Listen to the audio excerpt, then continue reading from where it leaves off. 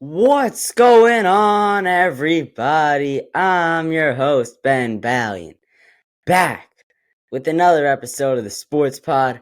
Today, it's time to talk about my New York Mets, the Metropolitans. Dodgers just ended our 6-game winning streak, but we did take the series. We won 5 in a row now, and it's time people start respecting us after our rough start. I'll get into all of it on the other side of the intro. Hit it. That ball is out of here! Out of here!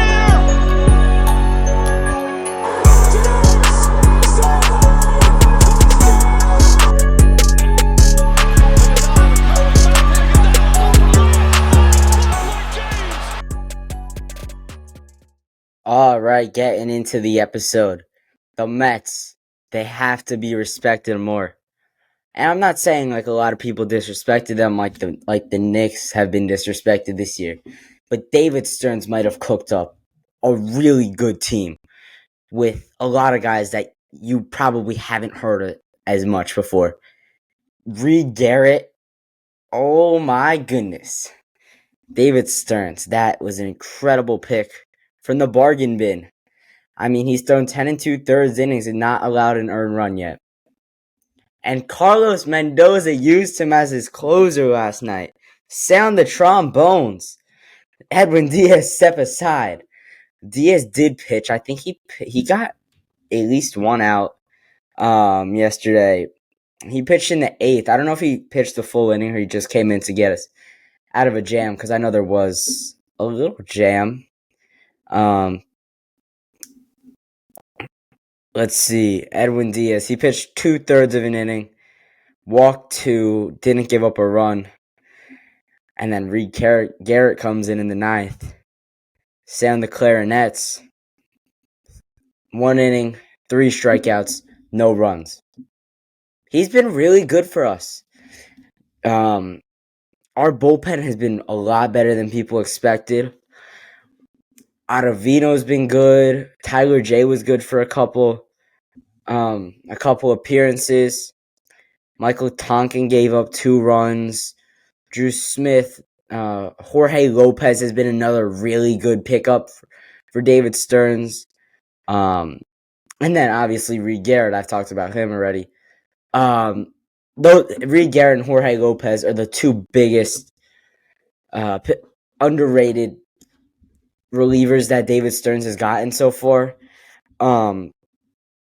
Lopez has also, I think he gave up like 1 or 2 runs, but he's been really good for us.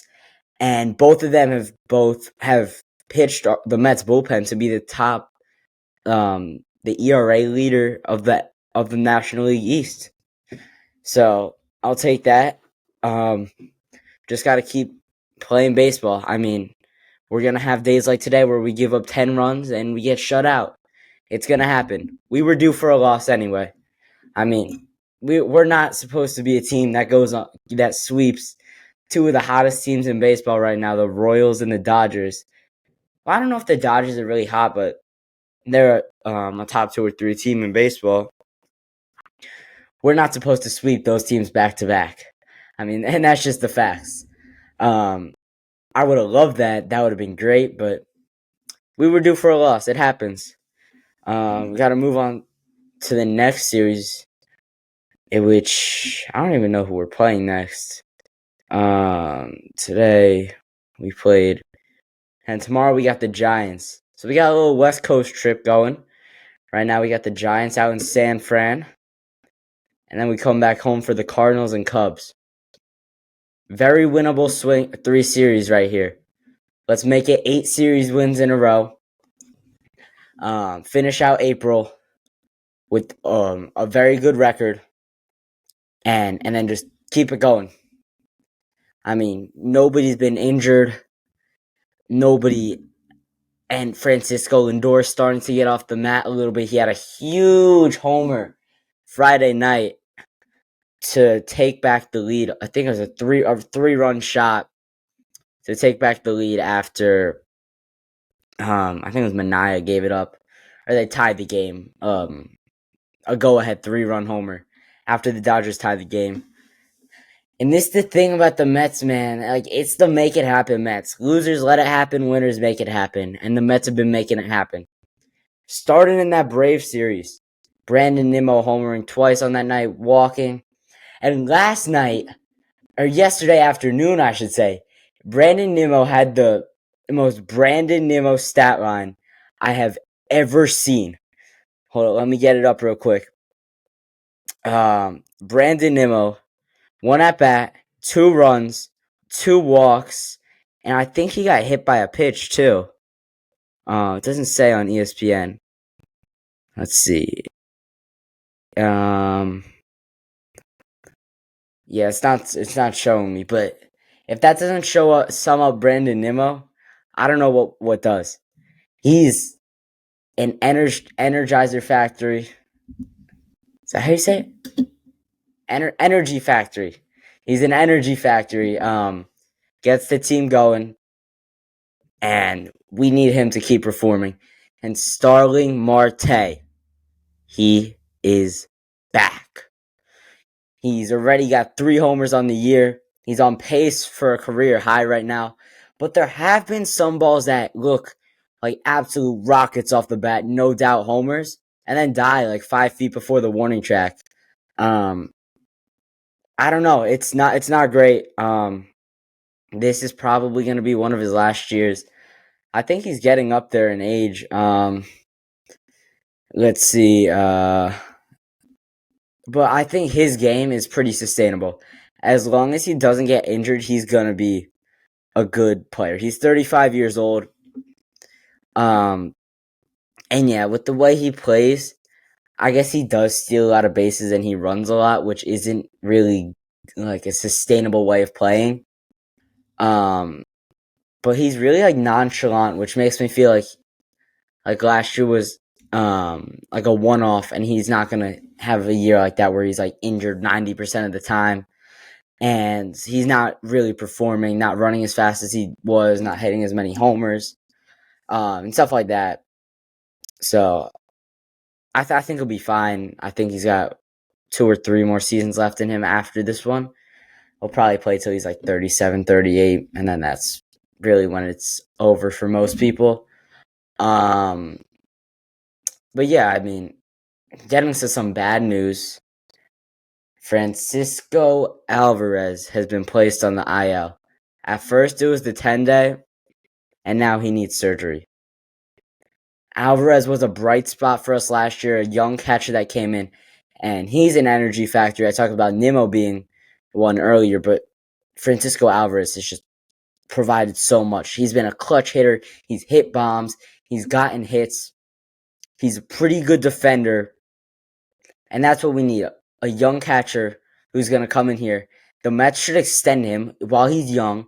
Do what the Braves do. Sign him while they're young for not as much. And then when they get really good and they're an all-star like Ronald Acuna Jr., it seems like a bargain deal. So I think that's what they should do with Alvarez. And honestly, if Beatty keeps playing like this also, do it with him too. I mean, why not? Brett Beatty has been an absolute beast for us this season.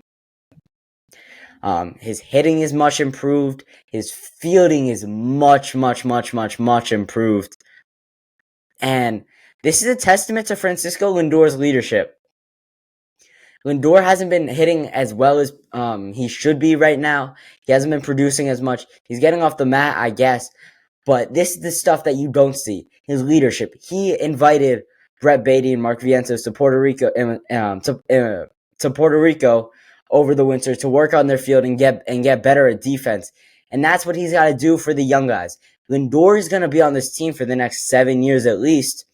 And I think he wants to win. He doesn't have a World Series. So if he's going to try to help the young guys so improves the team and it makes him better, and the team around him better, and puts them in a better spot to win that World Series that he couldn't win in Cleveland and is looking to win in New York with the Mets. And the Mets, it's been a fun time. It's got the feeling like it's 2022 again. I mean, this team just refuses to quit. And then Carlos Mendoza is another one. He needed a couple weeks to learn how to really be a manager because he is a rookie manager, and I think David Stearns made the right choice here. I mean, he's used his bullpen well. I thought there were times he could go to a different reliever or pinch hit someone here. He pinch hit Brett Beatty. I think Beatty got out, but I like the idea of pinch hitting Beatty for Zach Short. I think that's probably a smart idea because Beatty's a lot better than Zach Short. And then Tyrone Taylor is the other person that nobody knew about until this year, and he's been producing really a lot for us. Tyrone Taylor he's hit homers, he's gotten singles. He walked off our first game of the year, our first win of the year. It was he was the one who hit the walk-off single. Tyrone Taylor this season has 13 hits, 1 bomb, and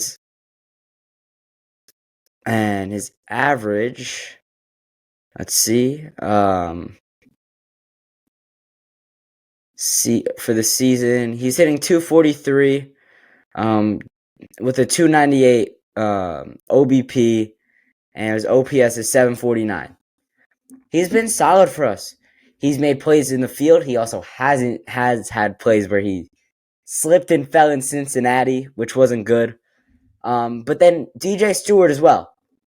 People knew him. He played for the Mets last year.